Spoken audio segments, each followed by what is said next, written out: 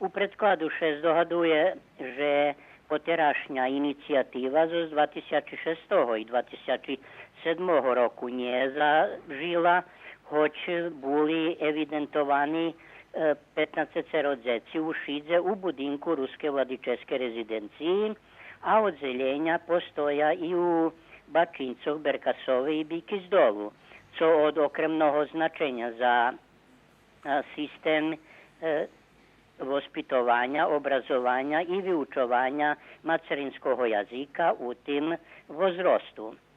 Predklad pridani i opštinskej upravi i sekretarijatu za društveni djelnosti u Šidze.